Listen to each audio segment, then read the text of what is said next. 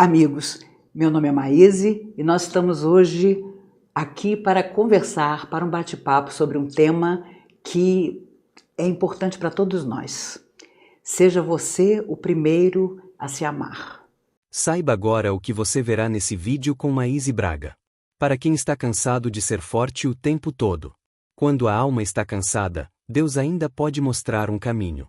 Se você se sente sozinho, escute esta mensagem. A dor que você sente não precisa ser o fim da sua história. Então fique até o final do vídeo para compreender tudo isso. E ajude a divulgar esse conhecimento, se inscrevendo no canal e compartilhando com quem você ama. Amigos, meu nome é Maíse e nós estamos hoje aqui para conversar, para um bate-papo sobre um tema que é importante para todos nós. Seja você o primeiro a se amar.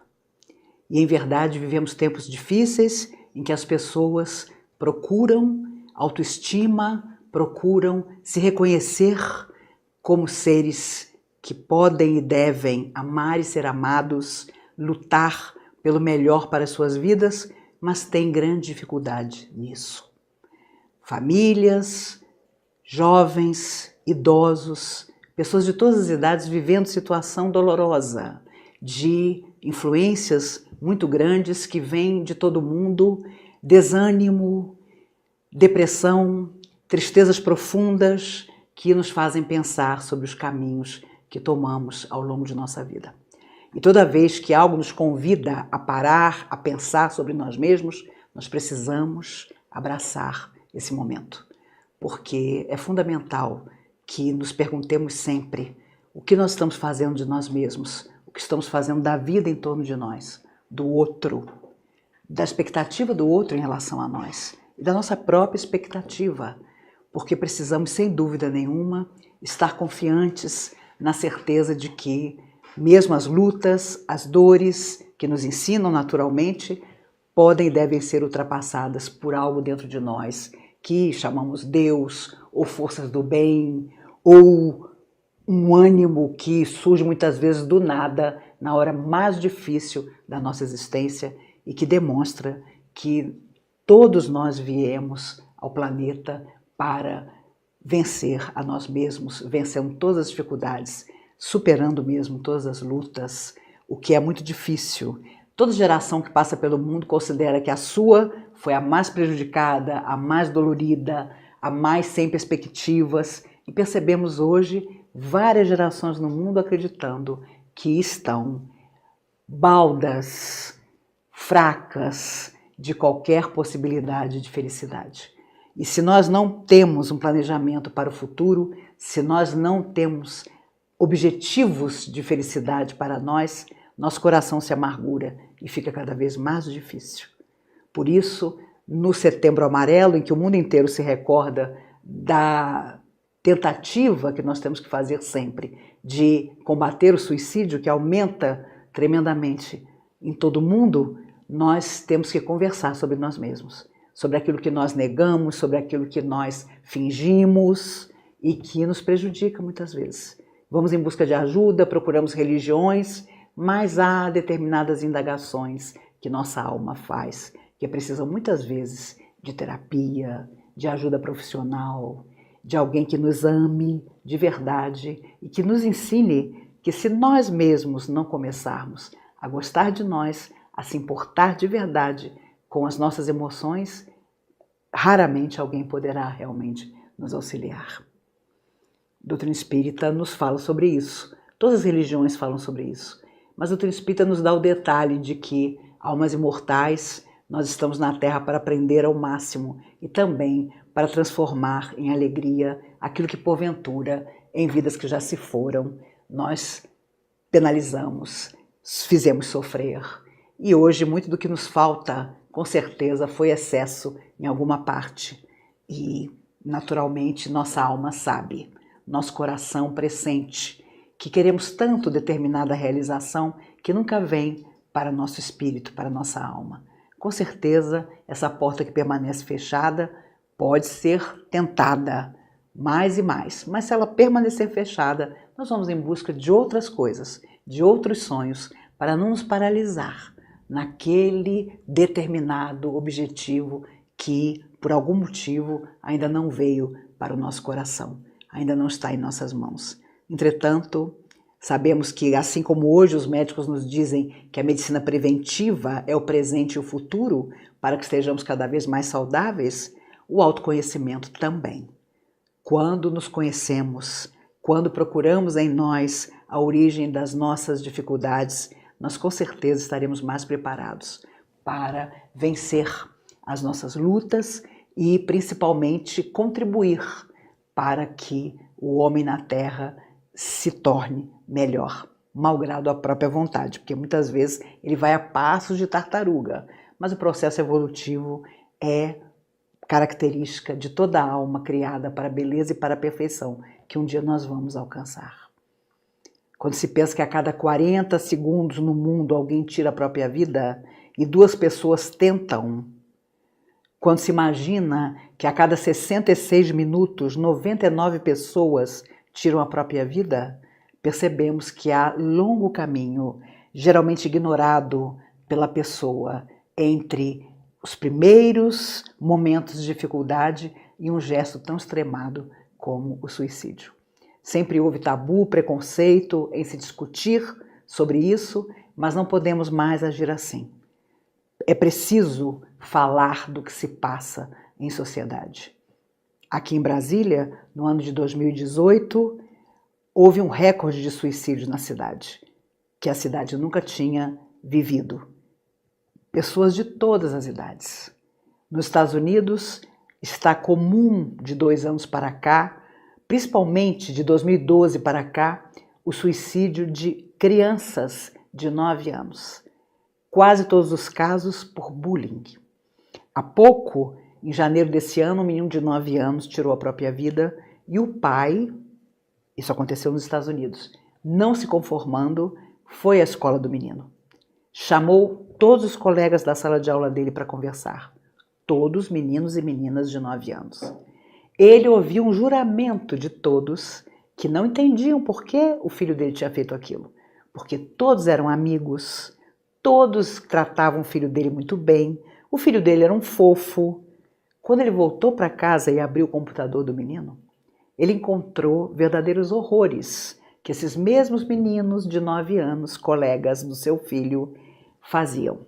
O menino mal chegava em casa e abria o computador, era massacrado por todo tipo de ideia infeliz que vocês podem imaginar, vindo daqueles colegas aparentemente tão inocentes.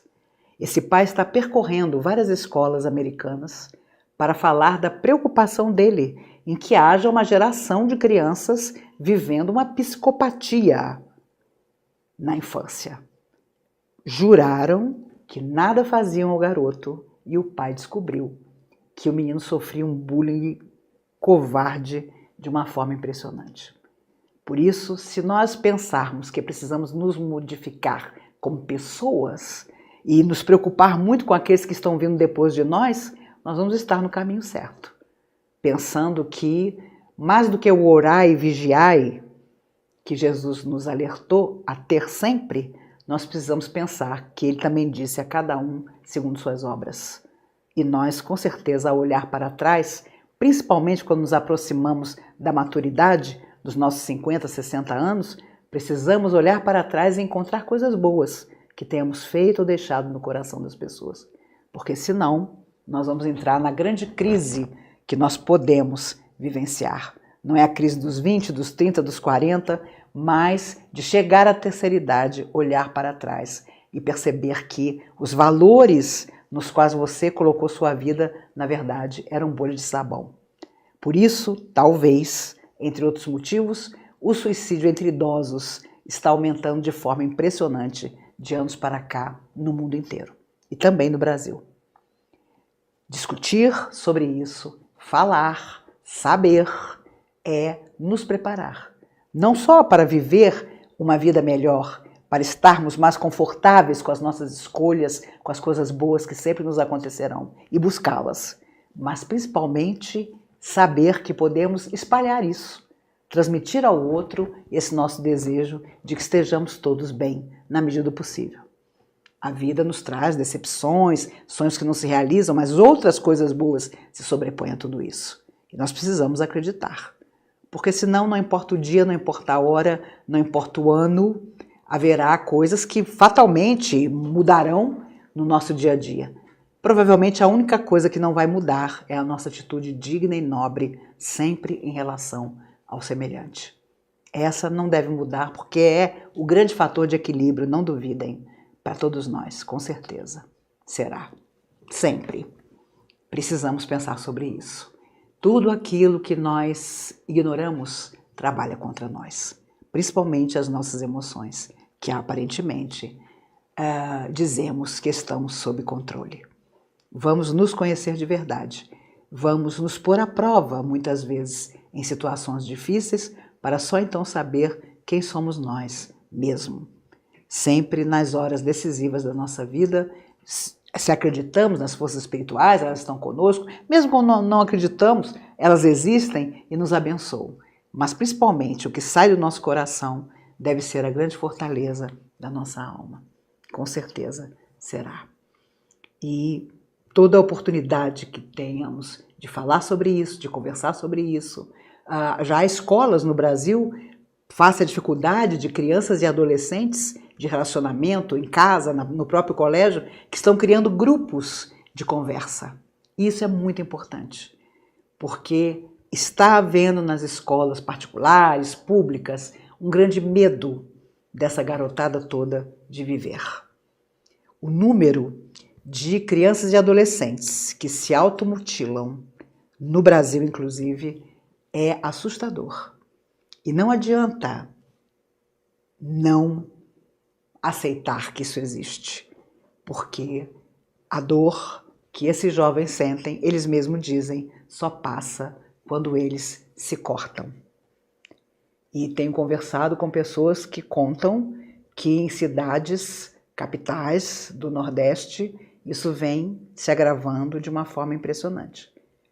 O adolescente, para esconder as marcas dos seus machucados, usa sempre roupas de manga comprida, pullovers, casacos. Mas quando está só, age dessa maneira. Parece que não está dentro da nossa realidade, mas está. Todos nós somos responsáveis pelo adoecer da emoção da sociedade, porque estamos tão desanimados. Nossa boca muitas vezes só se abre para falar o que é negativo, para comentar o que é triste, para falar ao outro do nosso desânimo e de se surpreender às vezes, porque o outro ainda não desanimou de vez. Nós não podemos fazer isso de jeito nenhum, porque tem que haver sempre de nossa parte a tentativa de começar de novo. Se não fosse assim, não teríamos sido criados para essa perfeição que um dia nós vamos alcançar. E até chegar lá, cada um de nós, com certeza, será colocado à prova em diversas ocasiões. Os mais fortes, aparentemente, sobreviverão, mas precisamos todos estar fortalecidos na fé que tenhamos, seja qual for a nossa fé. Seja qual for a esperança que, porventura, nos mova e nos leve para a frente. Isso é importante demais, que não ignoremos o que muitas vezes se passa portas adentro da nossa casa, que tenhamos convívio com as pessoas de nossa casa, porque é claro que a família é a porta de entrada das nossas primeiras realizações.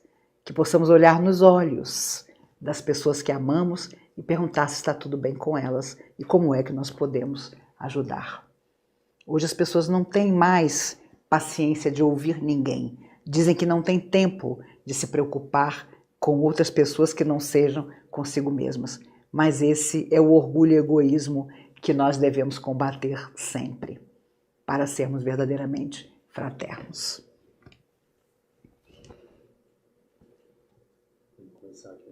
Vamos. Talvez vocês tenham algumas indagações, algumas perguntas que os amigos aqui nos passam e que nós podemos responder. Primeiro, mas é um comentário. Sim. Júlia Conce fala assim: para mim, o maior desafio é enfrentar a minha mediunidade. Estive com depressão por vários meses. Está complicado. Estou tentando fazer o que gosto, fingindo que está tudo bem. Acho que o único problema do seu comentário, minha amiga, é o fingir que está tudo bem. Porque muitas vezes não é só a nossa mediunidade que nós devemos aperfeiçoar, mas também a nossa certeza de que a nossa mediunidade vai ser uma porta de bem-estar para nós, de realização pessoal também. E, por isso, as nossas insatisfações devem ser buscadas para que se transformem em coisas positivas. Mediunidade, todo médium é ponte entre o mundo material e o mundo fora da matéria.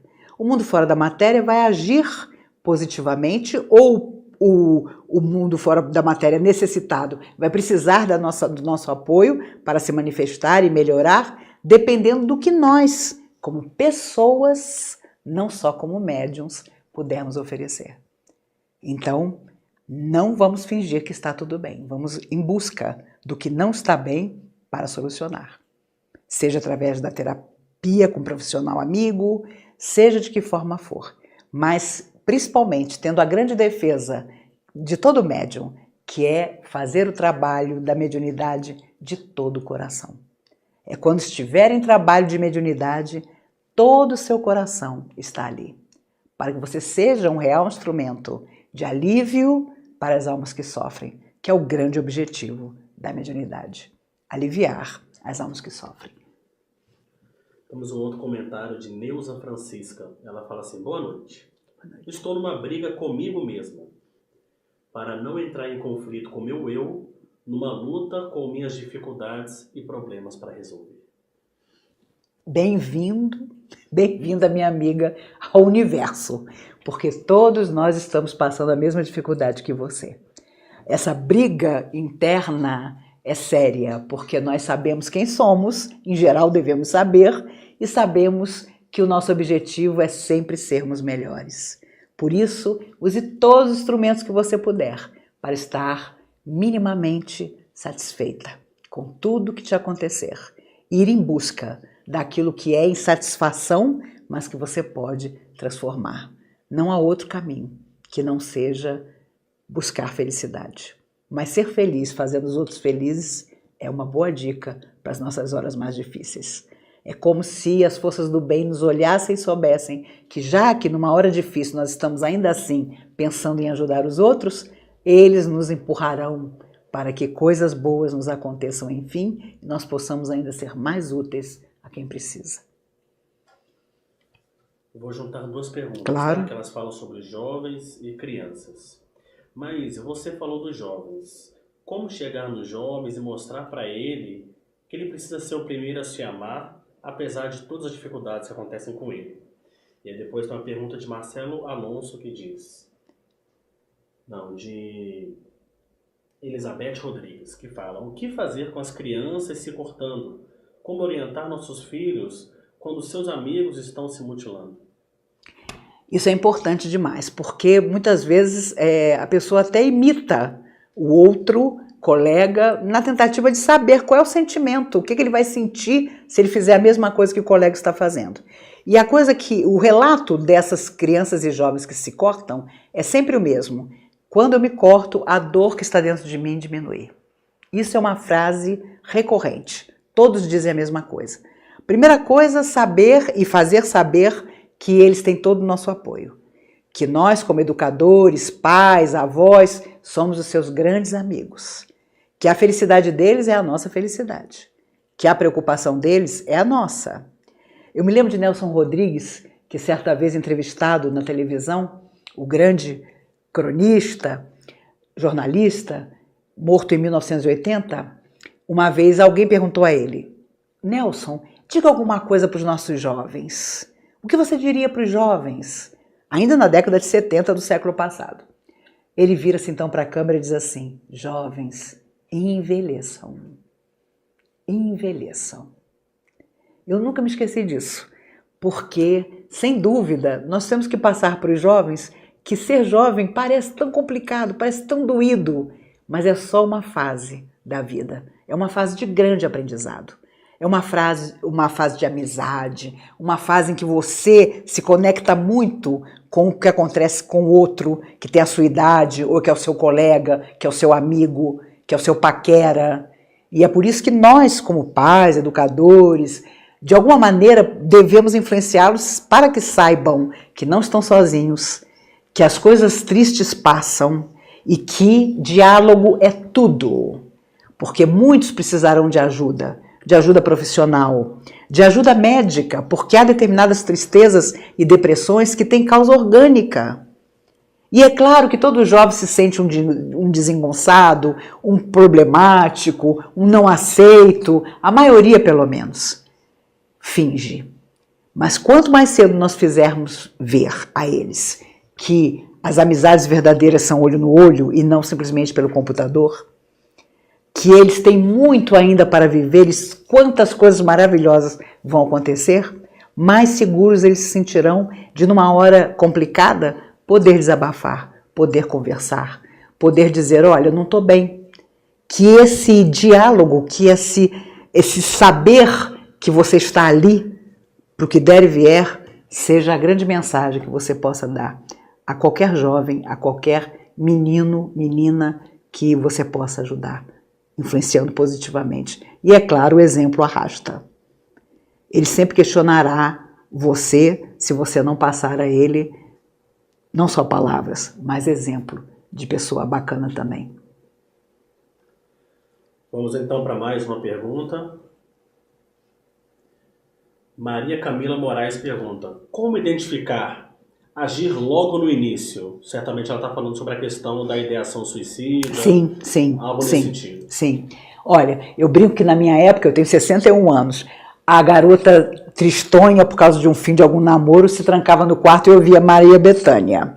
Mas hoje, você percebe claramente quando as notas do colégio despencam, quando a pessoa desata a comer ou a não comer, quando há uma tristeza que muitas vezes faz o garoto ou a menina olharem só para baixo, não encararem você no olho, quando a pessoa começa a imaginar que morrer não é tão ruim assim, quando começa a contar histórias sempre tristes, sempre de final problemático, sinais às vezes sutis, mas que a pessoa acaba trazendo para dentro de casa. E obviamente, como os pais de antigamente faziam, procurar conhecer com carinho os amigos dos filhos, porque é uma fase em que a influência do outro é impressionante.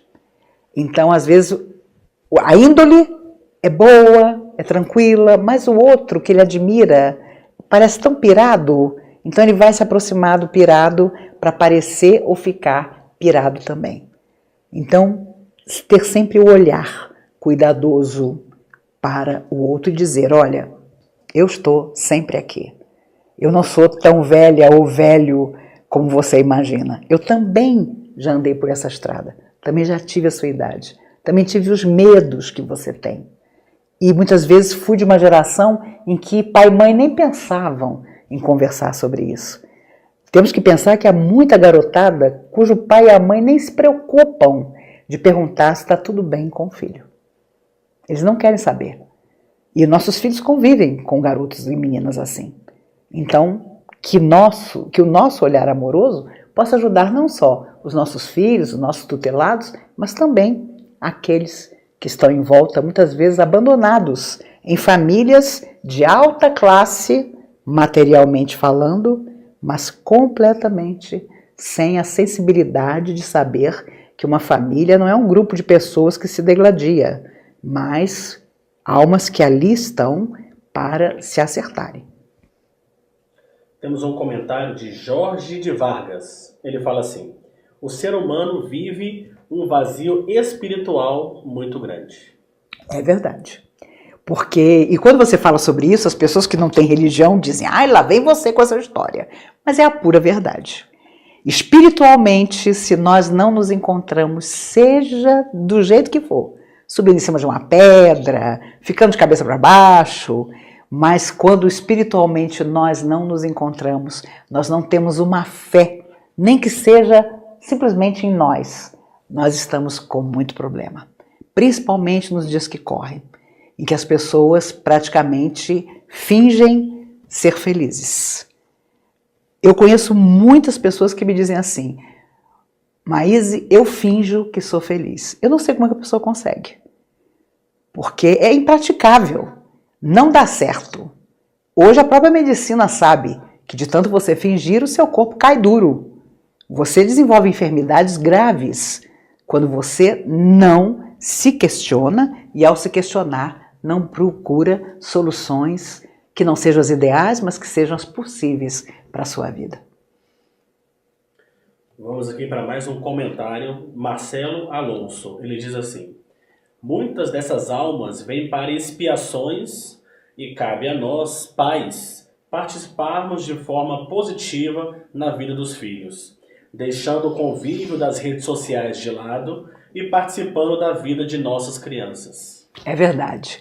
Inclusive, me recordei agora de que há alguns anos atrás, uns 2 ou 3 anos atrás, uma mãe em São Paulo, apavorada porque o filho de 14 anos não saía do quarto há 12 horas seguidas na frente do computador, chegou uma hora que aquilo deu uma coisa nela, porque o menino não comia, o menino não fazia nada, ela entrou no quarto, tirou a tomada do computador da parede. O menino levantou-se e quebrou a casa inteira. Quebrou a casa inteira. Então, como que isso é possível? Porque, sabe, não existe um domínio, não existe, sabe, meu filho, senta aqui e vamos conversar.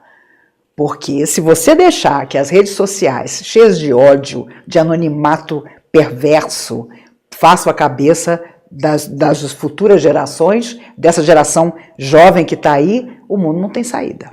Nós vamos ter problemas gravíssimos. E como o homem acaba desvirtuando tudo que é para o progresso dele, nós temos que ficar de olho mesmo. Porque, sem dúvida, toda alma que vem do espaço vem para progredir. E aqueles que vêm como nossos filhos, vêm para progredir nos nossos braços.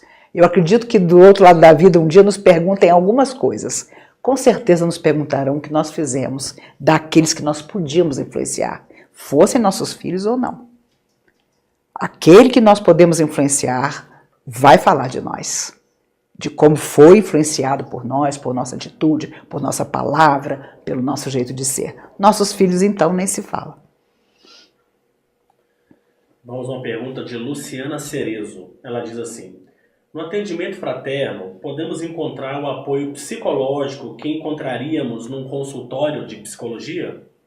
Pergunto isso porque não estou conseguindo tratar também com a psicóloga a minha ansiedade. Ansiedade é uma coisa difícil, porque ela está em nossa alma e muitas vezes ela vem de vidas que já se passaram. Mas continue tentando. A orientação na casa espírita não substitui absolutamente o tratamento psicológico, porque são coisas diversas. Por melhor que seja o orientador da casa espírita, ele não estudou para identificar na pessoa que ele orienta mecanismos emocionais, psíquicos importantes que o psicólogo amigo poderá fazer. Às vezes o tipo de terapia não é aquele em que você está obtendo o resultado, quem sabe uma outra abordagem, numa outra área da psicologia, possa te ajudar mais. Embora você sabe, e eu também, que há determinados desafios que toda a psicologia do mundo, toda a psiquiatria do mundo, toda a orientação espiritual do mundo não vai conseguir realizar em nós, porque vai ter que começar de nós. O esforço vai ser sempre nosso. Ansiedade, se for uma ansiedade positiva, lance-a no seu trabalho, na sua dedicação ao outro. Mas cuidado, porque a ansiedade dá ataque cardíaco, o seu coração dispara, pressão sobe. À medida que a idade passa, a ansiedade trabalha contra. Então, procure vencê-la enquanto ainda tem juventude. Depois tudo fica mais difícil. Luciana Rosa diz: Maíse, a perda do senso de realidade existencial seria uma causa básica para a depressão? Eu acho que depressão tem vários motivos. Muitas vezes vem de outras vidas, muitas vezes vem de tarefas que a pessoa nasceu para realizar e há toda uma influência que tenta impedi-la disso.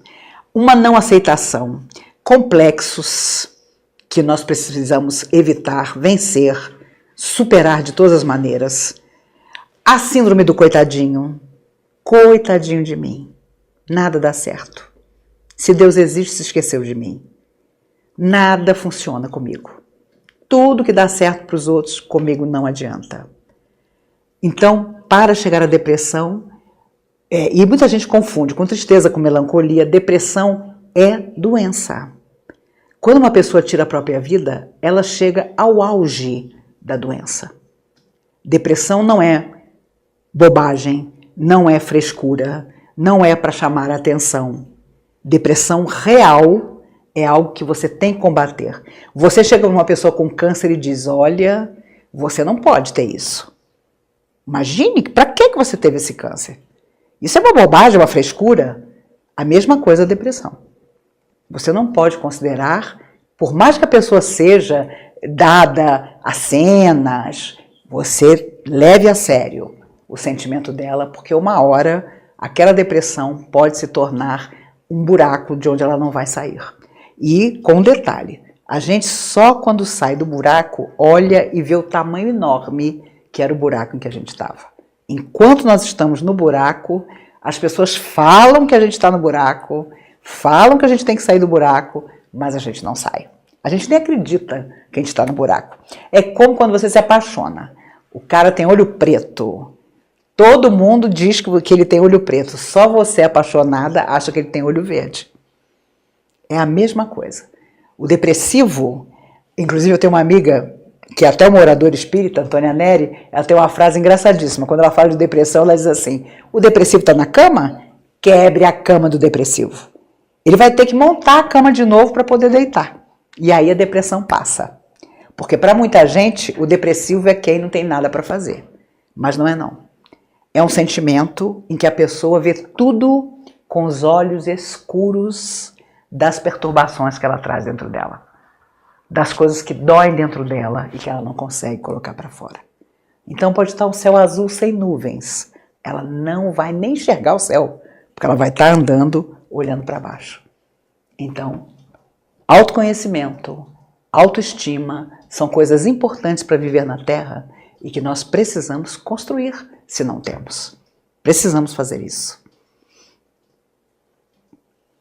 Um comentário de Lucivânia Araújo. Boa noite. Meu vizinho aos 32 anos quis se matar. Agora está em cadeira de rodas. Não sei dizer mais nada para ele. Eu acho que não é necessário dizer mais nada para ele a partir do momento que ele vive a consequência daquilo que ele tentou e não conseguiu. E você sabe, as tentativas são, claro, muito maiores que os suicídios que acabam acontecendo, se finalizando. E a família toda adoece. Não só quando o suicida cumpre aquilo que ele acha que é o destino dele, que é tirar a própria vida, mas também quando há tentativa. E a família fica escondendo, porque tem um monte de gente que passa por isso na família e esconde. Eu tenho amigos no Instituto Médico Legal que dizem que tem família que vai para a porta do Instituto para exigir que não apareça no estado de óbito a real causa da morte, que foi suicídio. Porque há todo um preconceito, porque há todo um fingir. E enquanto nós fingimos, não dá certo. O número de pessoas que estão como seu vizinho é enorme. Recentemente eu vi uma reportagem de uma menina que atirou-se do edifício, mas ela foi segura por uma árvore. Só que ela ficou muito machucada e ficou paralisada para sempre do pescoço para baixo. E agora, um ano depois, ela está paralisada e o pai cuida dela. Cuida dela em tudo, porque ela não pode fazer absolutamente mais nada. Mas o seu raciocínio permanece, a sua lucidez permanece.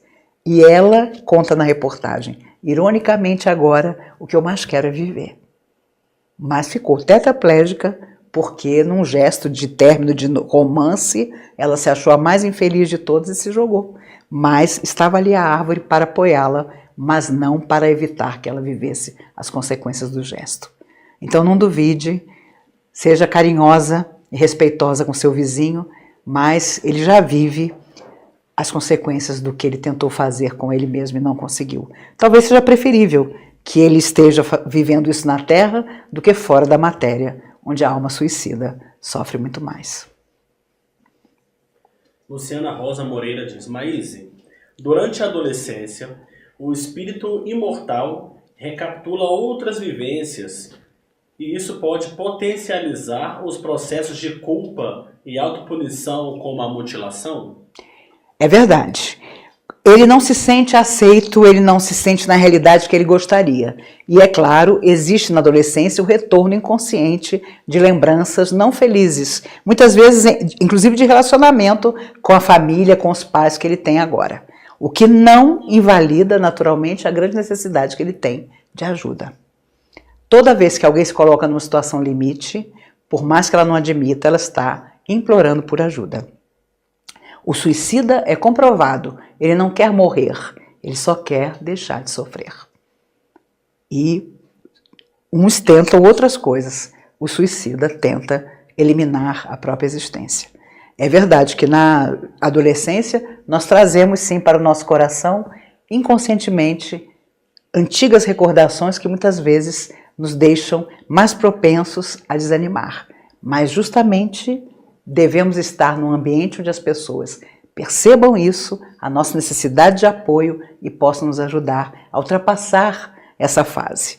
Antigamente tinha uma idade para começar a adolescência. Hoje já se considera adolescente uma criança de 11 anos.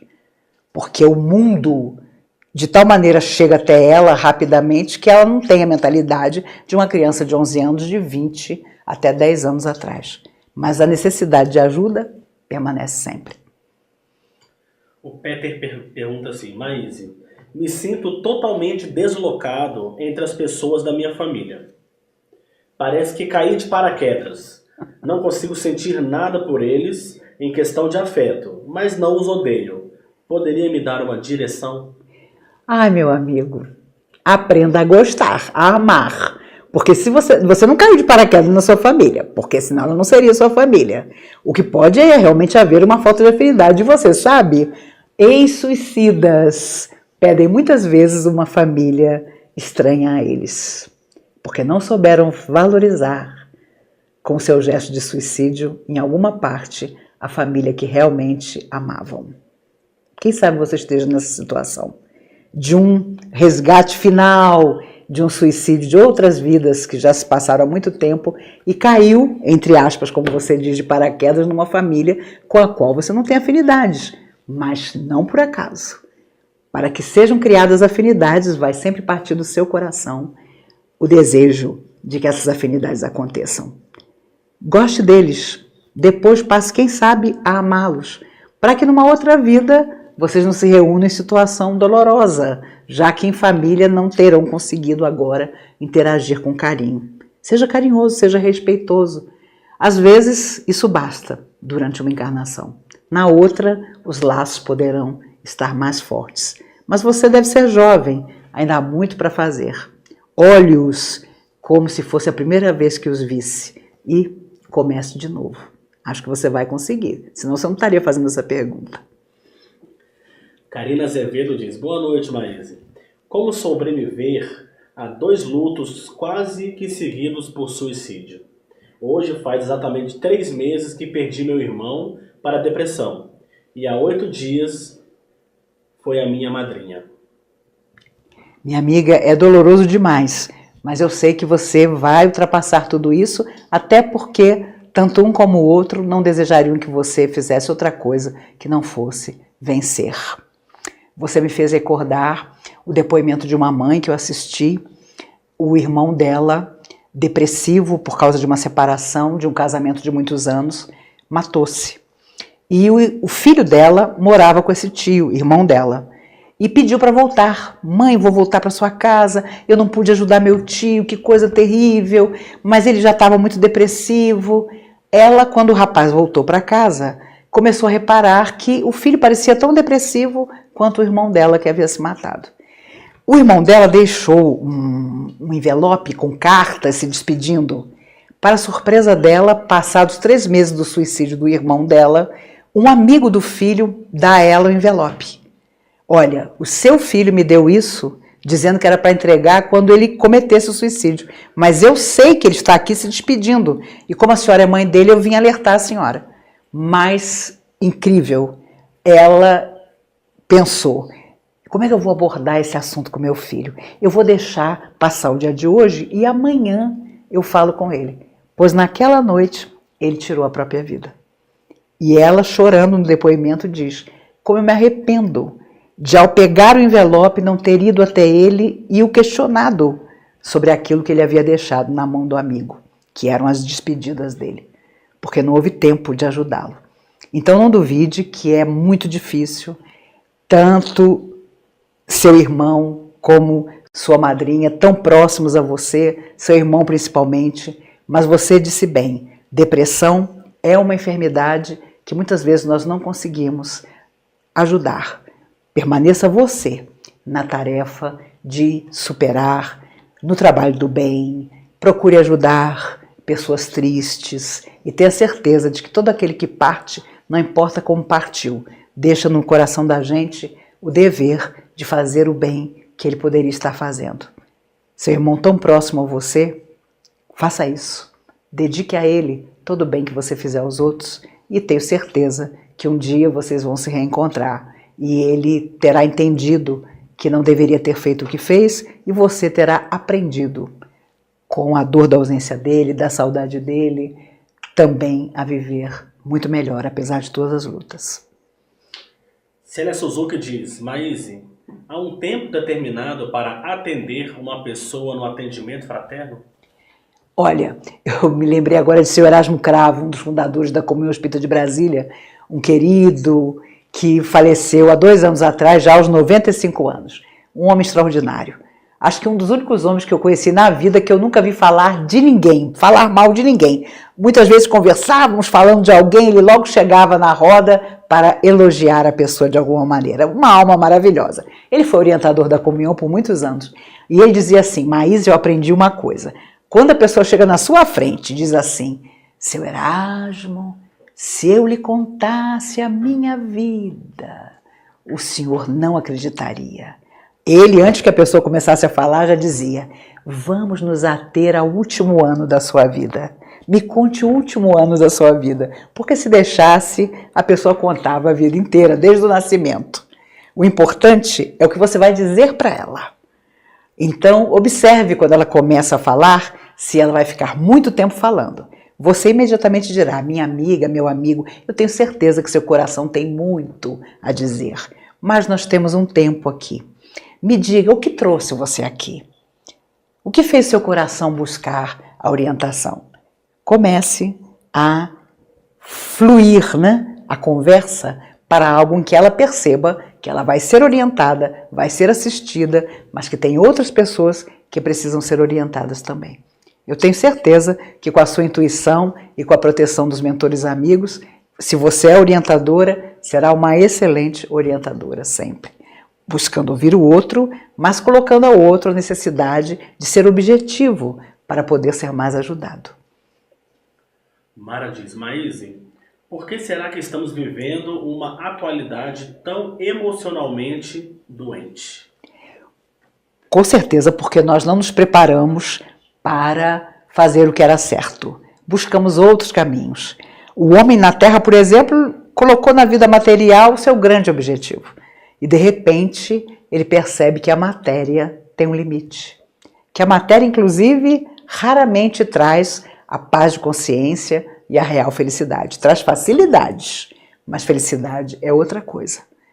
E nós estamos tão intolerantes com os outros, estamos tão cheios de preconceito com os outros, que eu confesso a você que às vezes eu comento nas palestras que faço, que parece que nós voltamos à idade da pedra. E isso não pode acontecer de jeito nenhum. Então vamos olhar o que dentro de nós está difícil para corrigir. Não podemos avançar em termos de evolução, de milênio, e continuarmos não aceitando o outro como ele é para que se torne melhor, acusando o outro, criticando o outro sem olhar primeiro para nós mesmos. É aquilo, nós sempre voltamos a Jesus.